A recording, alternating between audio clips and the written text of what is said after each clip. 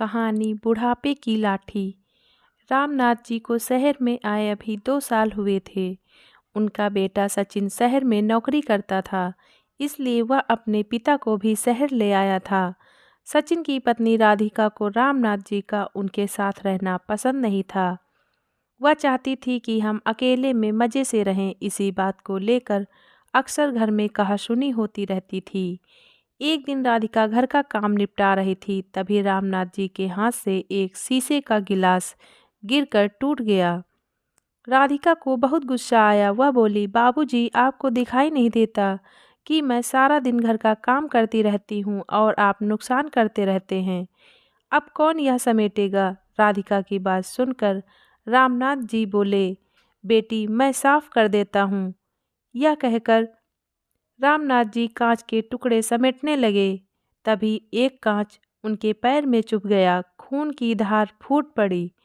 रामनाथ जी ने किसी तरह कांच का टुकड़ा पैर से निकाला और बहू को आवाज दी।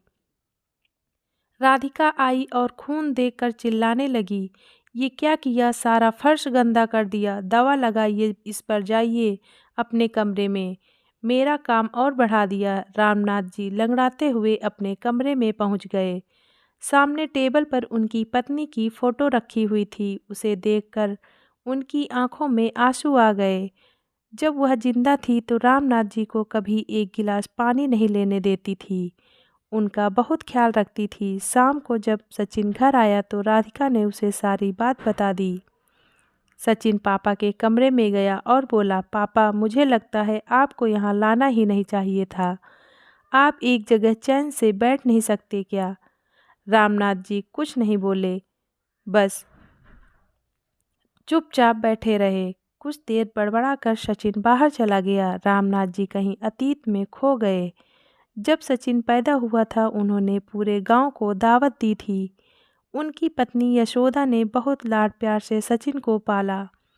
जब सचिन थोड़ा बड़ा हुआ तो रामनाथ जी उसे अपनी साइकिल पर बैठाकर स्कूल छोड़ने जाते थे।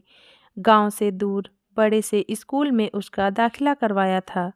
दोपहर को खेत में काम करते करते हमेशा घड़ी देखते रहते थे।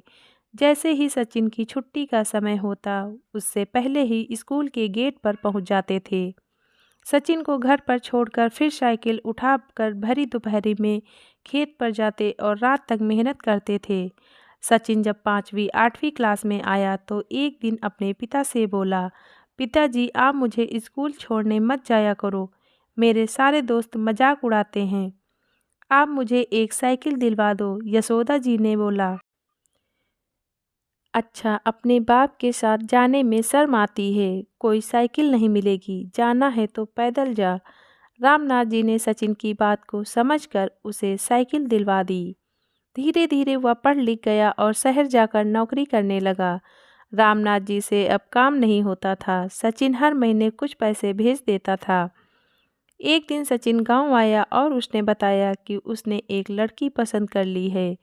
वो दोनों शादी करना चाहते हैं, लेकिन वह आप लोगों को शादी में नहीं बुला सकता। शहर की शादी में आप लोग सही नहीं रहोगे।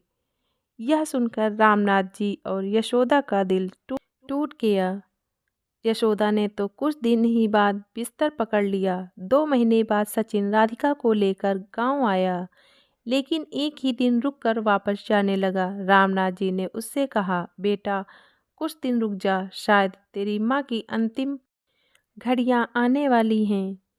कुछ दिन तुम लोग साथ रहोगे तो उसे अच्छा लगेगा। सचिन ने कहा, पिताजी, राधिका नहीं रुकेगी, उसे गांव पसंद नहीं आ रहा है।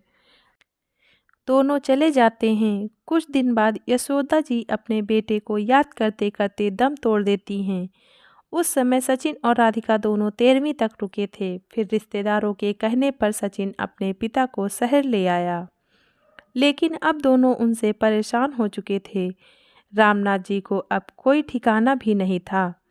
गांव का मकान और खेत सचिन ने बेच दिए थे। उसी पैसे से उसने एक फ्लैट खरीदा और किराए के मकान से उसमें आ गया था। एक दिन शाम के समय रामनाथ जी उदास एक पार्क में बेंच पर बैठे थे। उनके जीवन का अब कोई मकसद नहीं था। तभी उन्होंने देखा 3-4 उनकी उम्र के लोग वहीं पार्क में बैठे हंस रहे थे। सभी एक दूसरे से मजाक कर रहे थे। रामनाथ जी को यह देखकर अपने गांव की याद आ गई। गांव की चौपाल पर वे भी गांव वालों के साथ अपने सुख दुख बांटते थे। इसी बीच किसी की आवाज़ से उनका ध्यान भटका। उन्होंने नज़र उठाकर देखा तो उनमें से एक सज्जन उनके सामने खड़े थे। वे रामनाथ जी से बात करने लगे। उन्होंने अपना नाम राजेंद्र बताया। उन्होंने कहा, आप भी बहू बेटे से परेशान हो। रामनाथ जी ने कहा, नहीं नहीं, ऐसी कोई बात नहीं है। यह सुनकर राजेंद्र जी हंसने लगे। अरे भाई, हमसे कुछ छिपा नहीं है। हम सब भी अपने घर वालों से परेशान थे, लेकिन आज देखो हम कितने मज़े में हैं। यहीं पास में एक आश्रम है, वहीं रहते हैं। जो मन में आए वो करते हैं, जहाँ जाना हो जाते हैं। वहाँ बड़े प्यार से नौजवान हमारी सेवा करते हैं। समय पर खाना मिलता है, साथ ही हंसी खुशी का माहौल रहता है। छोड़े इस उम्र में अपनी बेइज्जती करवाना। आ जाओ हमारे संग। यह सुनकर रामनाथ जी की आंखों से आंसू बहने लगे। राजेंद्र जी ने बाकी सबको भी बुला लिया। फिर वे रामनाथ जी को आश्रम दिखाने ले गए। वहाँ सब खुशी खुशी रह रहे थे। वहाँ उन्हें कुछ लड़के लड़कियाँ मिले जो वहाँ सेवा करते थे। उन्होंने बहुत प्यार से रामनाथ जी की सारी बात सुनी और उनसे कहा, दादाजी आप हमारे आश्रम में आ जाइए। यहाँ हम आपकी इतनी सेवा करेंगे कि आप अपना दर्द भूल जाएंगे। रामनाथ जी के लिए यह सब बिल्कुल अलग था। गांव में तो ऐसा कुछ नहीं था।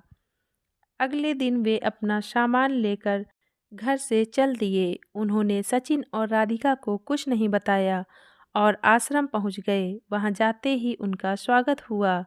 अब वे वहीं रहते हैं। वहां उन्हें बहुत आदर सम्मान के साथ नाश्ता, खाना और पैसे भी मिलते थे।